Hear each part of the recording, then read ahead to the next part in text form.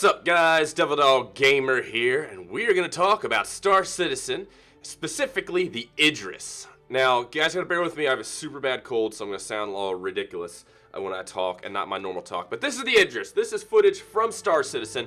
It is going to be the first large capital-type ship. I believe it's a frigate right now. And it was available from purchase from day one. I believe it was a couple $1,000s as a backer package. Spearhead Gaming actually has one of these, and it's going to be the first ship that's actually put into the game that's a large scale type of this. They've actually been working on it for Squadron 42, which is their campaign component, which is its own separate thing, and that's why it's almost done. And this, to me, is the reason why I'm excited for Star Citizen. You guys have seen me play Pulsar, a lot of you have, where you command different components of a ship as 4 players to make it work together to fight the ship.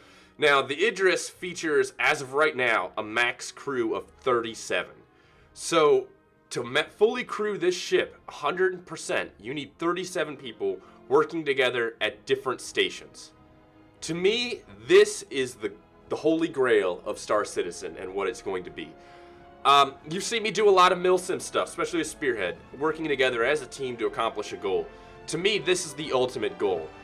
Being a crew of a ship, working together in different aspects of it to complete the mission. Now, this thing features a hangar bay, which can hold 3 fighters. So now imagine this. This is the captain in his captain chair, telling the pilot and the navigation and communications officer what to do. Communications officer relaying it to the fighter group, saying, hey, we have, inbound enemy fighters, also relaying to the turrets like, hey, the inbound fighters, yada yada. From there, the ATC of the hangar coordinating with the fighters to get them launched and out of the hangar, to where the communications or ATC of the actual ship will take over the fighters, kind of vectoring them onto the enemies, while everybody on the crew's running around doing stuff. Damage control, just the giant aspect of everybody working together in this gigantic ship is amazing. Like landing at a planet, right? While you have the captain, the navigation, and all that crew figuring out what their next step is and where to go, you have guys on the ground loading cargo into the hangar bay to kind of do a cargo run. While that's happening, you have a group outside refueling the aircraft, the ship, while you have other guys inside making sure it's, it's good to go, flight ready and everything. I mean, it's just amazing. I mean, look at the size of this thing. It's going to be the holy grail of Star Citizen. This is all I've ever wanted from Star Citizen. I've never really wanted anything more than just being in a very large ship with a bunch of guys trying to complete its mission. I mean, just flying from planet to planet all over the galaxy. To me, that is a gigantic aspect of this game. And it's coming sooner than you think. It really is. It's going to be just one of the greatest things ever. Now, a lot of people are gonna be like, damn, that's a lot to pay for a ship. Well, if you paid attention, all these ships will be you'll be able to buy and gain with in-game currency. This is just one of the ways that they've been backing the development for this game, which they've been increasing the development and just features left and right lately. And we're actually supposed to be getting procedural planets here soon, which will be amazing to actually get down and land on planets, especially with this kind of ship. I mean, an Idris is going to be just a task in itself to land. I mean, you're going to need crews left and right. I mean, here, you need a guy inside to kind of guide the ship through the hangar bay. I mean, it's going to be so legit. And even this is how they're proposing to bring in cargo, is just to kind of bring it in on ships if you're in space and kind of unload it from there by hand. I mean, this thing is going to be the greatest ship ever. I mean, a lot of the fighter combat and everything's cool. I've been thinking about that a lot, but just imagine the economy with like a ship like this. And even that, my Starfarer.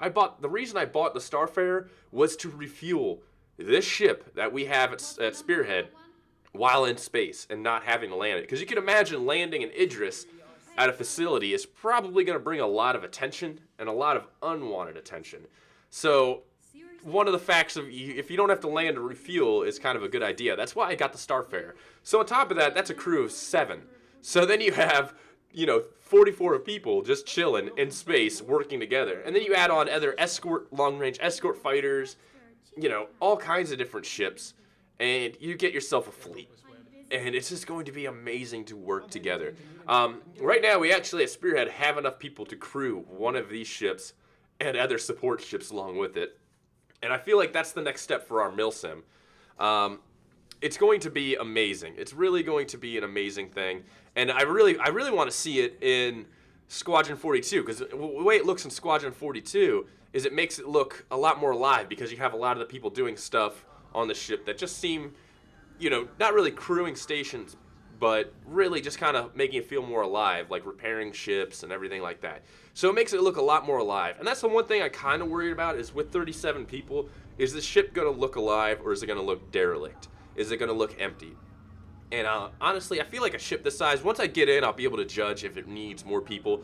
But I'm thinking that maybe, even though you can crew it with 37, you might be able to get a lot more people onto that ship. So I'm thinking that's maybe 37 stations that can be used by each person.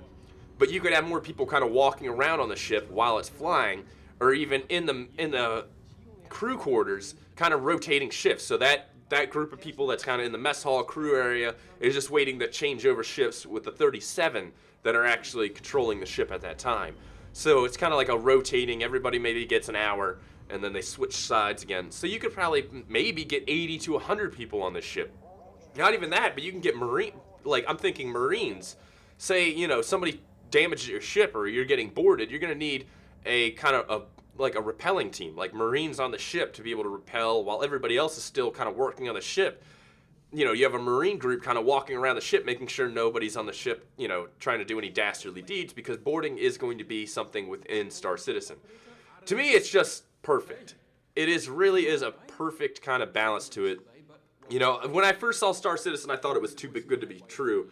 And a lot of it was just, you know, they weren't going to be able to accomplish. But the more I watch their dev blogs, the more I see what they're doing on the Persistent Universe, the more I realize that this is really happening. And this is going to be the game to end all games. There will be no space game that could ever touch this at any point in time. It's becoming that kind of a reality, and it's becoming amazing. And I'm really looking forward to the future. But anyways, guys, if you agree with me or don't agree with me, or you're excited for it, or you just want to fucking blast stuff in a fighter, let me know in the comments below. Talk to you guys later. Peace.